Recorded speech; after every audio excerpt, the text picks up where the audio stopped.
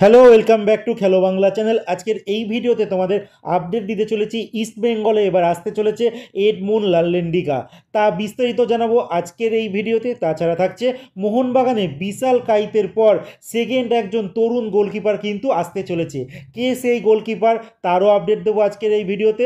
Aladdin আজারে তিনি একটা নতুন কন্ট্রাক্টে কিন্তু সাইন করেছে। সমস্ত খবর এক এক করে বলবো খেলার আরও আপডেটেড খবর। তার আগে প্রতিদিনের মতো বলবো খেলার আপডেট খবর পাওয়ার জন্য আমাদের চ্যানেলটিকে সাবস্ক্রাইব করতে একদম ভুলো না। তো চলো শুরু করা যাক আজকের প্রথম খবর। আজকে প্রথম খবরটি বলতে চলেছি মহিলা ফুটবল নিয়ে, যেখানে মঙ্গলবার দিনকে কন্যাশ্রী কাপে ইস্টবেঙ্গল দল মুখোমুখি হয়েছিল বাংলারই একটি দল জ্যোতির্ময় এসির বিরুদ্ধে, যেখানে ইস্টবেঙ্গলের মহিলা ফুটবল দল তারা 2-0 গোলে কিন্তু হারিয়ে দিয়েছে এই জ্যোতির্ময় এসিকে। তো ইস্টবেঙ্গল দল এখনও অবধি কিন্তু কন্যাশ্রী কাপে মাত্র একটি ম্যাচ খেলেছে, বাকি সমস্ত ম্যাচ কিন্তু তারা একতরফাভাবে জিতেছে। যাই হোক, এর পরের যে খবরটি তোমাদের দিতে চলেছি, মঙ্গলবার দিনকে সাব আন্ডার 19 চ্যাম্পিয়নশিপে ভারতীয় ফুটবল দলের কিন্তু দ্বিতীয় ম্যাচ ছিল তাদের গ্রুপে।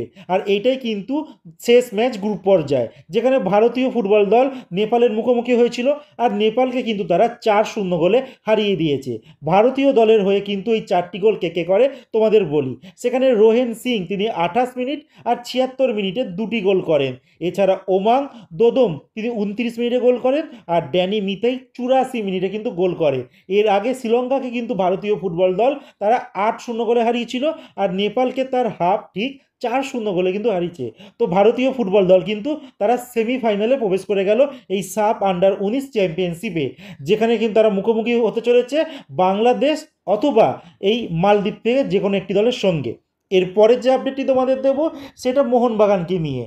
মোহনবাগান কিন্তু বিশাল কাইতের পর সেকেন্ড একজন গোলকিপারের জন্য এবছর কথাবার্তা স্টার্ট করে দিয়েছে ঋত্বিক তিওয়ারির সঙ্গে।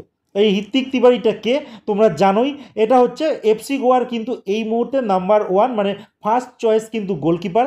তার সঙ্গে কিন্তু এফসি গোয়ার কন্ট্যাক্ট এই বছর 31শে মে 2025 সালে কিন্তু শেষ হয়ে যাচ্ছে।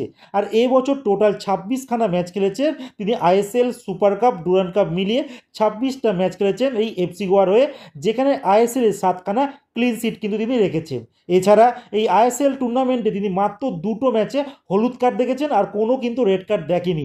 মানে বলা যেতেই পারে একটা ভালো খেলোয়াড়, ভালো পারফরমেন্স দিয়েছে এফসি গোয়ার হয়ে, যারা সুপার কাপ চ্যাম্পিয়ন হয়েছিল। তো তার তো অনবদ্য একটা পারফরমেন্স এর জন্য দাবি বলা যেতেই পারে। আর এছাড়া আইএসএলও ভালো পারফরমেন্স করেছে এই ঋত্বিক তিওয়ারি, আর এই খেলোয়াড়টি কিন্তু মোহনবাগান দল চাইছে। তোমরা দেখতেই পাচ্ছ মাত্র 2খানা কিন্তু হলুদ কার্ড দেখেছে।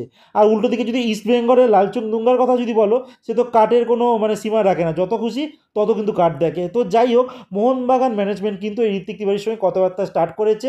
তো দেখা যাক সাইনটি আলটিমেট হয় কি না। এরপরে যে খবরটি তোমাদের জানাতে চলেছি সেটা আলাদিন আজারেকে নিয়ে। এই আলাদিন আজারেকে কিন্তু মোহনবাগান দল অনেক দিন ধরেই টার্গেট করে রেখেছিল, বাট এই বছর কিন্তু তারা আর পেলো না। এই আলাদিন কিন্তু এই বছর আইএসএলে গোল্ডেন বল আর গোল্ডেন বুট দুটোই কিন্তু পেয়েছে আলাদিন আজারে। তো মরক্কান যে সমস্ত খেলোয়াড়রা ইন্ডিয়ান সার্কিটে খেলে, ম্যাক্সিমাম যদি বলি 99% খেলোয়াড়রা কিন্তু মোটের উপরে তারা সাফল্যই পায়। আর সেখানে আলাদিন আজারে তো অন্যতম, তিনি বেস্ট, সব থেকেই বেস্ট।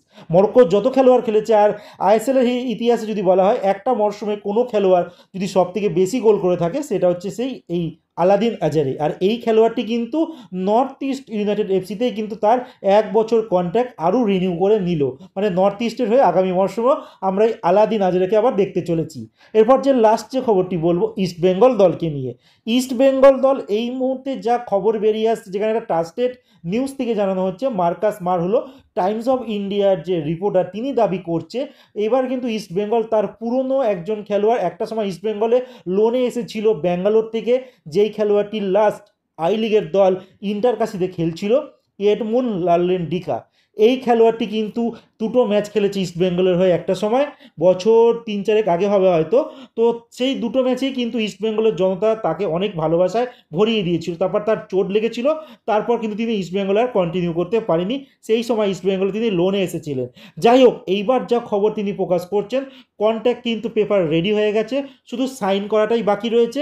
মোটামুটি 24 থেকে 48 ঘন্টার মধ্যে কিন্তু ডিলটি ডান হয়ে যাবার একটা চান্স রয়েছে, যেটা মার্কাস জানাচ্ছে। তো ইস্ট বেঙ্গল বেঙ্গলের জন্য কিন্তু আরও একটা দারুণ সাইনিং হতে চলেছে।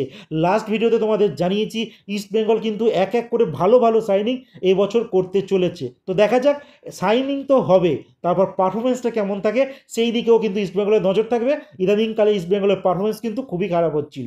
তো যাই হোক, ইস্ট বেঙ্গলের সাপোর্টারদের মুখে হাসি ফোটে কিনা সেটাই এবার দেখার। তো আজকের মতো খেলার খবর এতটুকুই। ভালো থেকো, সুস্থ থেকো, দেখা হচ্ছে নতুন আরেকটি ভিডিওতে।